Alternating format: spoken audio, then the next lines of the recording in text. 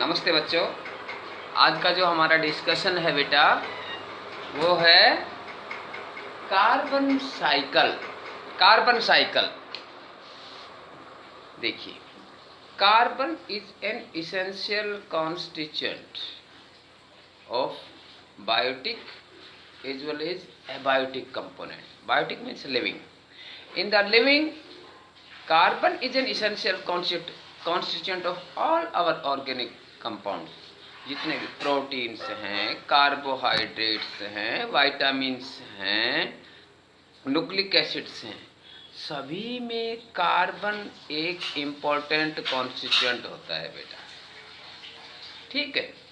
और आपको ये भी पता है कि एटमॉस्फेयर के अंदर जो CO2 है that is also formed by the combination of carbon. तो carbon is found in the elemental form as well as in the compound. जैसे एलिमेंट के रूप में आपको जो ग्रेफाइट है, डायमंड्स हैं, they are in the elemental form.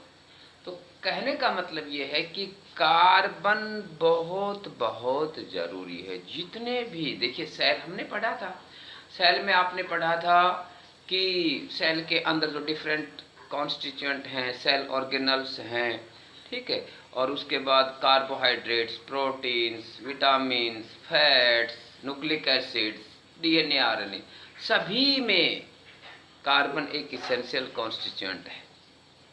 और आपकी नॉलेज के लिए समहाउ जो 40 लाख के आसपास कंपाउंड है, 30 लाख में कार्बन एक इसेंशियल कॉन्स्टिट्यूएंट है। अब ये साइकिल कैसे चलता है सुनिए। तो इसमें आपको 2-3 बातें ध्यान रखनी है। एक तो जो इम्पोर्टेंट है बेटा, फोटोसिंथेसिस। देखिए, फोटोसिंथेसिस। दूसरा है रेस्पिरेशन, रेस्पिरेशन। और तीसरा जो प्रोसेस है कंबस्चन, कंबस्चन, कंबस्चन। देखिए, फोटोसिंथेसिस में आपको पता है कि जो हरे पौधे हैं जिनमें क्लोरोफिल प्रेजेंट होता है पत्तों में, they make use of the carbon dioxide for the production of the glucose. ठीक है।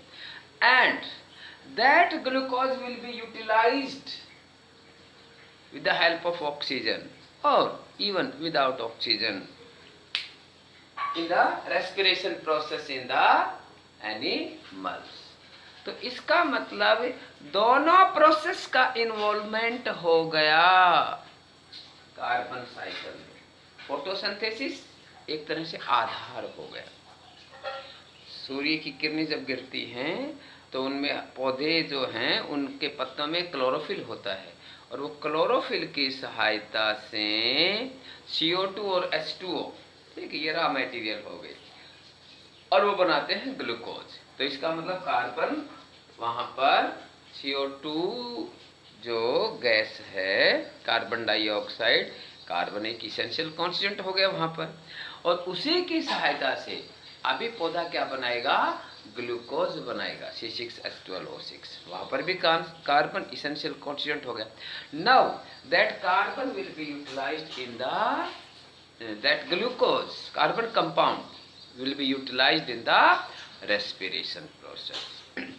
जो हम भी देखिए बेटा, भोजन खाते हैं, भोजन डाइजेस्टिव सिस्टम उसको डाइजेस्ट करता है, सर्कुलेटरी सिस्टम उसको सेल तक लेके जाता है, ठीक है। अब सेल के अंदर वो चला जाता है, वहाँ पर फिर रेस्पिरेटरी सिस्टम ऑक्सीजन पहुँचाता है, ठीक है, सर्कुलेटरी सिस्टम की सहायता से, और वहाँ पर glucose with the help of oxygen aerobic respiration होता है और वो टूटता है। इसका मतलब वहाँ पर फिर कार्बन डाइऑक्साइड का प्रोडक्शन होता है, ठीक है, फिर हम भी रिलीज करते हैं, पौधे फिर उसको इस्तेमाल करते हैं।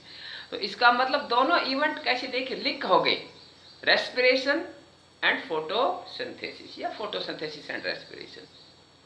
अगला है कंबस्चन, जो हम फॉसिल फ्यूल जलाते हैं, ठीक है बेटा, फायरवुड जलाते हैं, पेट्रोल डीजल जो भी जला रहे हैं, even they are the essential constituent of the carbon. इन्हीं में कार्बन एक अहम पार्ट होता है।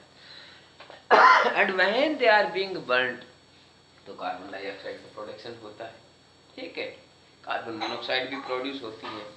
तो इसका मतलब ये हुआ सिंपल लैंग्वेज में बेटा, कार्बन साइकिल के लिए 3 इंपॉर्टेंट प्रोसेसेस होगी, फोटोसिंथेसिस, रेस्पिरेशन एंड कंबस्शन। तो इस तरह से ये कार्बन का मेंटेनेंस होता है।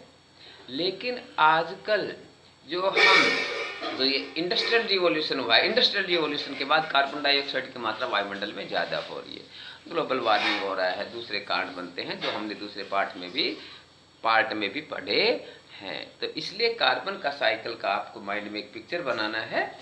You have to consider the 3 aspect, 3 processes, photosynthesis, respiration and combustion. Thank you.